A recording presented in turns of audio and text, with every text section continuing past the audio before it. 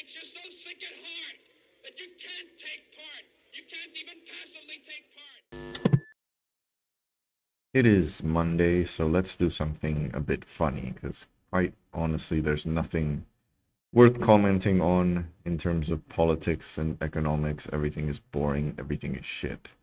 So I saw this video which popped up on my YouTube feed, and it's from the Daily Wire, which, you know, if you're in the business of doing commentary, you have to follow sites that you want to react to, you know, even though they're pretty crap. So I subscribe to all these awful channels like the Daily Wire, Steven Crowder, Dave Rubin, etc. Hopefully, something fun that I can rip to shreds appears in any one of these channels. And guess what? Something did appear. And if you've seen the Daily Wire, and trust me, I don't do this on a regular basis, they have what they call the backstage, which is when all the clowns in that show, you know, Ben Shapiro, Michael Knowles, Matt Walsh, all these reactionary fuckheads, all hang out kind of, I guess this is, as the name says, backstage. And they're basically, you know, discussing all these important ideas like the fall of the West. But it's always in this very kind of, I figure this show would be best in like Tucker Carlson's kind of log cabin style decor, because honestly this looks a bit more like a hipster bar.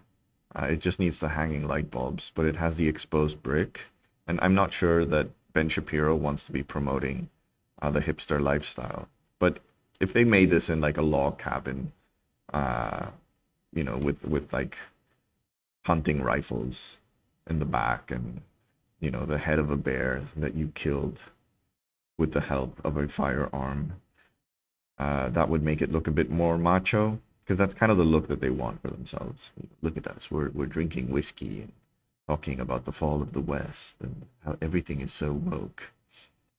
But so apparently they're doing these backstage shows live now, and I saw a clip of their, you know, like a promo clip of this, and oh my god, it's just so hilarious. So we're just gonna watch this and laugh.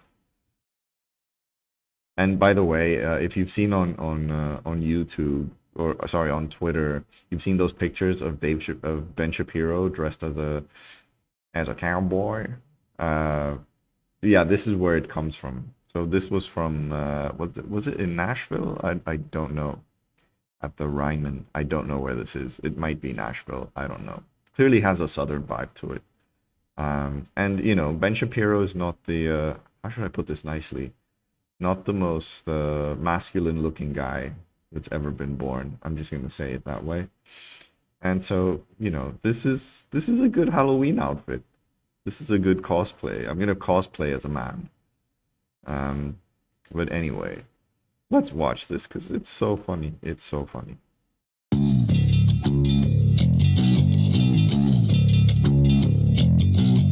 All white people. Let's see if there's any black people in the lines. Welcome to the Daily Wire Backstage live at the famous Ryman Auditorium. I'm just excited to be here and be surrounded by like-minded people. Like-minded people. Matt Walsh. Matt Walsh basically wants to strip you of every single right you have as a woman.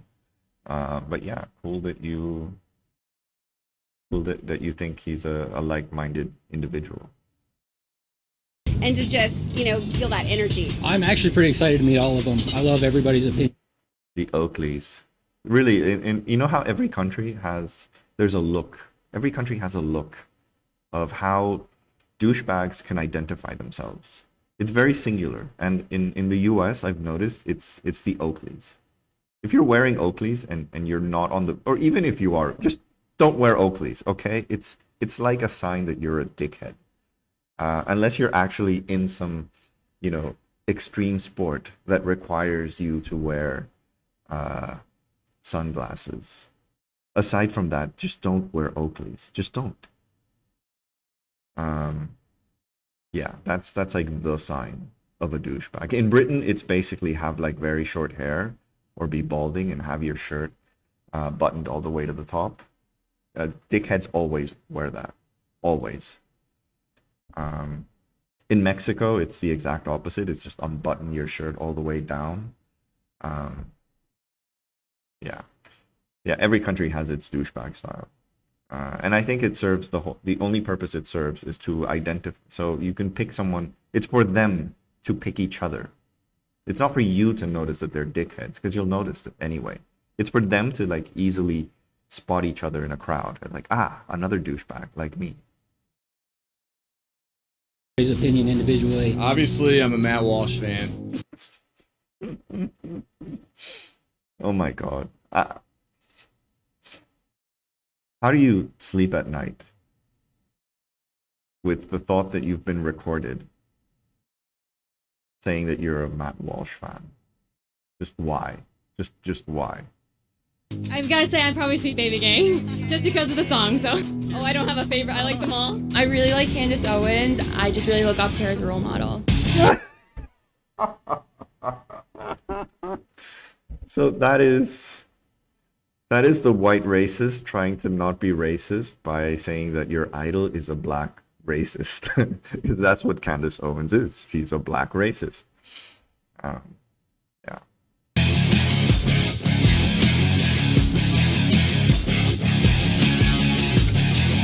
Oh, look, there's the token non-white guy. That's the only. I think that might be the only. Maybe he is white. Maybe he's mostly white. I don't know. He has some slight ethnic vibes, but that must be the only guy. Maybe he went out of like pity for his lost white friend. I don't know. I don't want to judge.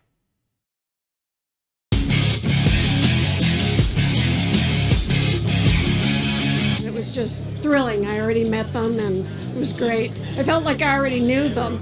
I feel like Matt gave me a really stern look when I walked up to him. I don't know. It's what you'd expect. If your family member is still waiting for Fauci to give them permission to leave their house, it might be time to cut that off.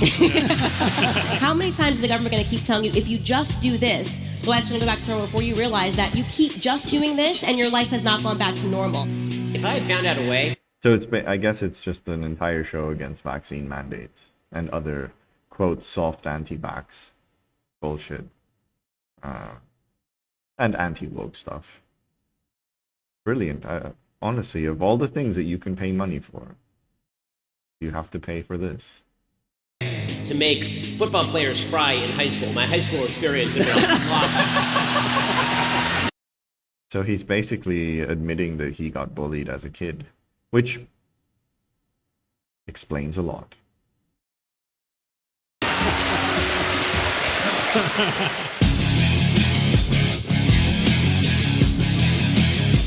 Oh my God, just look at that. Look at that. Who does that? Who does that? Why does he do that? Why? Do they not have any sense of self-reflection? Of just how stupid they look?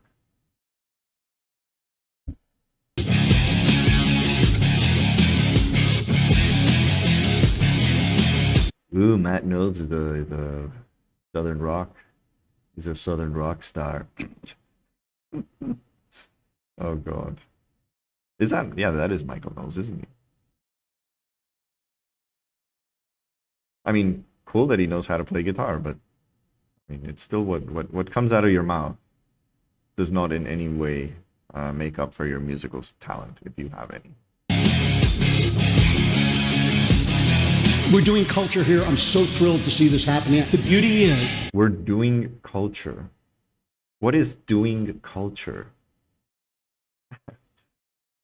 I want to know how I do culture.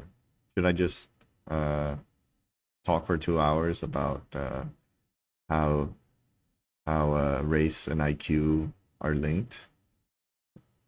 That's not culture. That's just racism. We are now the counterculture. Look how great counterculture can be. Oh my God, why are they still doing that line? Why? This was the old, like, pre-Trump, like 2014, 2015 Richard Spencer line of like, and Milo Yiannopoulos, like, conservatism is the new punk rock. And that's how they kind of branded themselves as. And it was perhaps like slightly cool and edgy for a time. And then you realize that it was all just built on a lie, as should have been pretty damn obvious.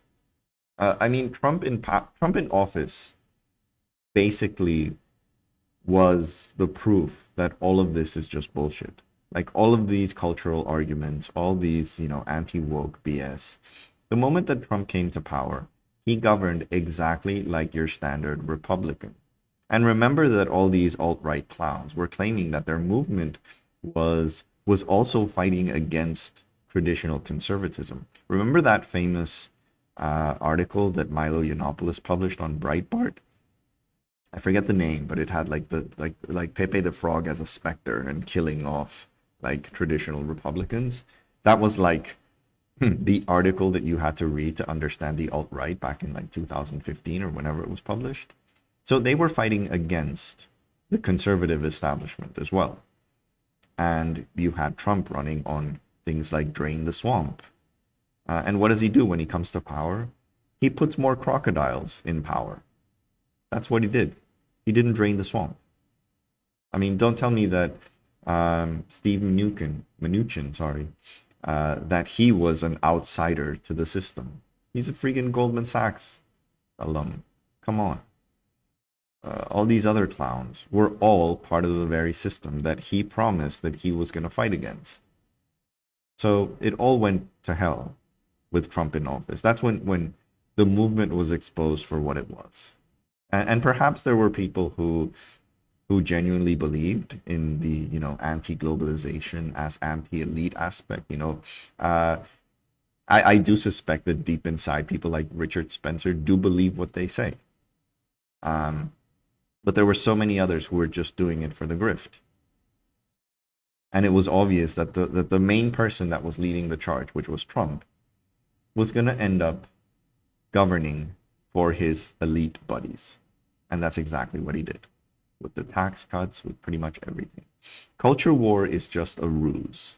And I will bet you anything that if someone like Ben Shapiro ever came to power, which I truly hope is never the case, if someone like Ben Shapiro came to power, he would govern exactly like a traditional republic.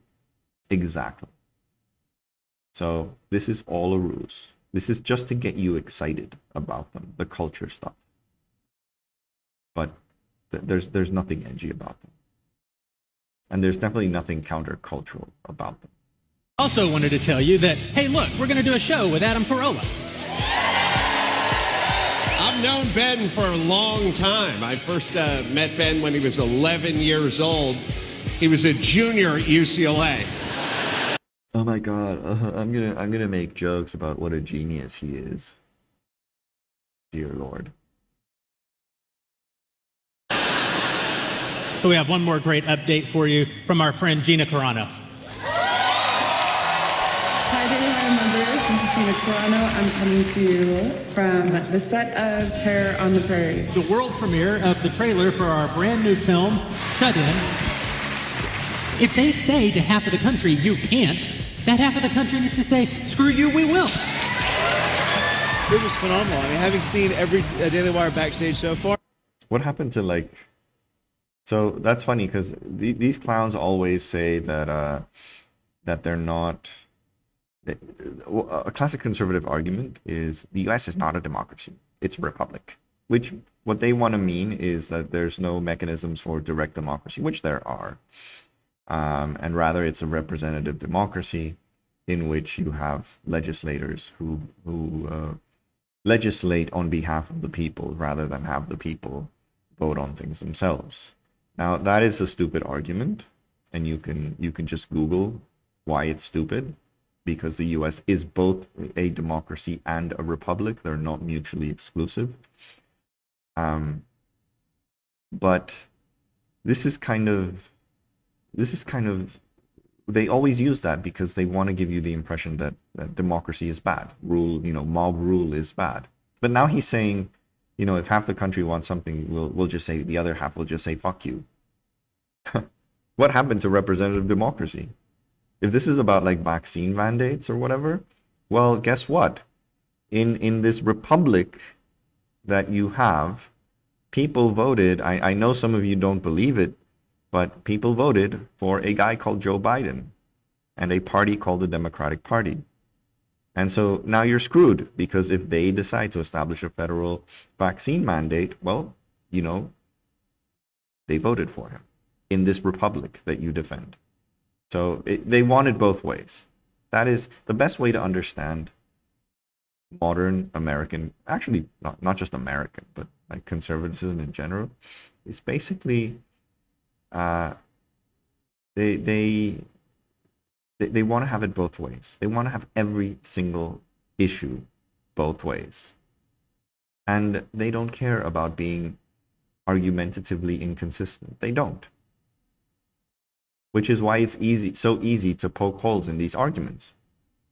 Because you can't say that you want a republic and that the United States is a republic, but then now you're openly saying, tell half the population to fuck off because the other half just doesn't want something.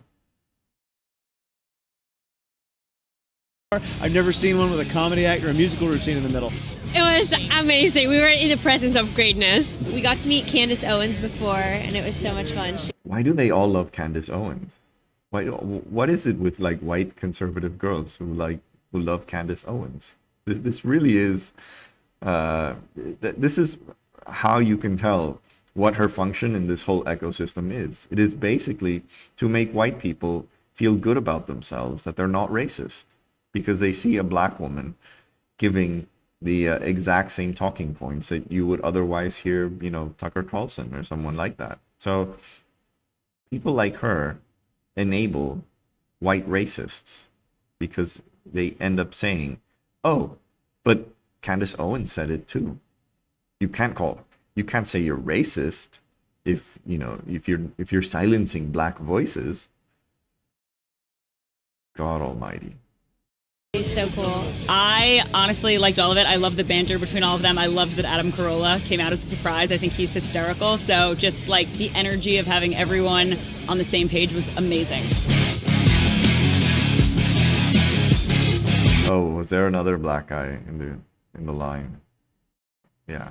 So two ethnics out of the hundreds of people who went to see this. There you go. I'm lost for words. I don't know what to say. I think definitely Ben Shapiro's outfit stole the show. As for why these things, there's an audience for this. You got to admit. Do they have, should they be canceled? I don't think so. I think people are paying to watch them, fine. That's great. I just think we should be smart. Notice what the hell that they're actually saying. Read between the lines. Well, sometimes you don't need to read between the lines. It's pretty damn obvious, the bigotry and the xenophobia that they espouse. But the read between the lines is kind of trying to understand what their project is. What's the long term? What's the long game that they're trying to push? And the sad part is they're still relevant. This way of thinking is still very relevant. Trump may have lost the election, but Trumpism is still alive. And the ideas that feed into Trumpism and feed into this right-wing reactionary ideology that they're promoting is still alive and kicking. Look, World War II ended, or rather fascism ended after World War II for a single reason, that it was bombed into oblivion. This was an ideology based on militarism that was crushed militarily, and it was completely delegitimized by its defeat in World War II. Obviously, we're not in a position to be able to defeat the modern version of fascism militarily. But the only way to defeat it is by making the opposition win. And the opposition to fascism is not liberalism. It's not liberal centrism. It's socialism, or at least a left progressivism that is represented by people like Bernie Sanders. Unless you have that brand of leftism win electorally, and then succeed politically in terms of the implementation of those policies that lead to well-being and lead to prosperity, that is the way that you will defeat fascism. Because fascism has always and will always be a reaction to the state of the world, a reaction that things aren't going the way they should, and this vision that things were better in the past. So that's the only way you'll defeat people like these. Well, on that note, if you like this video, please like, please share. Most importantly, please subscribe so I can get to 500 pretty soon. And I hope you enjoyed the color. It was sunny today, so I decided to put color. But yeah, I will see you next time.